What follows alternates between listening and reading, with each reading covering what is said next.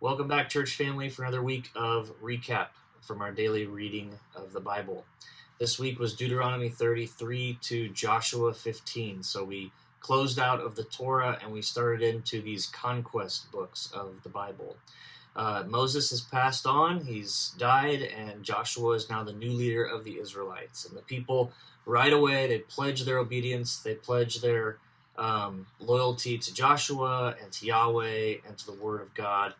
And it doesn't last very long, just like what happened with the generation that passed in the wilderness. Yep. But the conquest of the Promised Land is finally taking shape. Yeah, and we're diving into our brand new book of Joshua.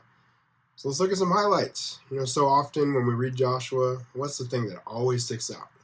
Chapter 1, verse 9, right? Be strong and courageous. Great verse. But often we miss what comes right before that. The verse before it has this great truth that reminded of the faithful love and obedience of his people is what God truly desires. So what does it say? Joshua 1:8. Keep this book of the law always on your lips. Meditate on it day and night, so that you may be careful to do everything written in it. Then you'll be prosperous and successful. So what we read right there is the crux of that command. And it's also the fuel for the strength and courage. For Joshua, as he stands on the edge of the promised land, he's preparing to undergo this phenomenal task. And what does he have to remember? Be very careful to keep close to the words of that book. Mm-hmm. But, as Cameron said, we also see Israel's human side again. One example, they didn't obey God before going into the battle with AI. And also in that, they were told not to steal any plunder. Oh, sorry, that's the Battle of Jericho. And they were told not to steal any plunder with the Battle of Jericho, which resulted in defeat at Ai. But what does God come back and what does he say? He commands them. In chapter 9, verse 13, he commands them, remove everything that was set apart. But Achan and his family, they disobeyed. They stole the plunder. And there was severe disobedience by one man that led to complete destruction at Ai. But fortunately, even though Joshua made some mistakes, he was a leader of high integrity. He learned from those mistakes.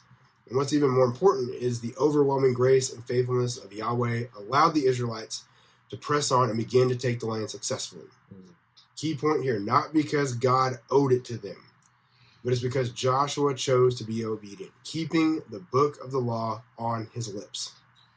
And that takes daily devotion to Christ, daily devotion to his word. So that's good. And remember, with every single new book that we get into, the Bible Project posts an overview video on every book of the Bible.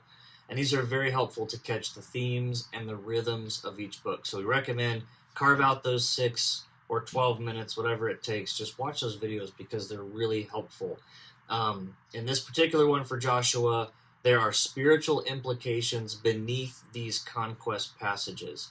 The Lord is not commanding genocide or ethnic cleansing. What we see in these passages isn't, I love Israel and I hate everyone else. Rather, he is patient with these nations.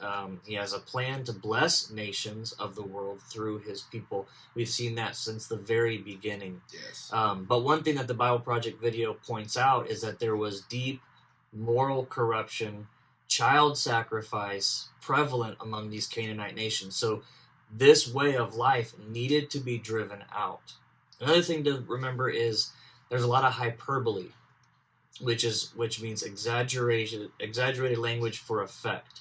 So for instance, when the text says Joshua completely destroyed all that breathed in Jericho, we know that should not be taken literally because Rahab and her family were spared. So it's conquest language, and it means Israel got the victory and it wasn't even close. Yeah. And so there's so many cases of that in these passages where it seems like, goodness, like, give it a break. Like, why are we literally killing everything that breathes? Well, that's conquest language, and more times than not, it's just the way that the ancients described war and conquest. And it's how we describe football games, soccer games. We say that language all the time, and we don't mean it literally. But another thing the Bible Project video points out as we wrap up today is this battle, this conquering and this driving out of the Canaanites, this is a unique moment in history. This is not how God's people are called to or end up dealing with nations throughout their history. And so it's not like this is how we should be dealing with unbelievers today. Yeah. So it's something to think about. We got to put these stories in their context, and that really helps us understand what's going on. Keep reading, keep listening. We'll see you guys next week. Have a good weekend.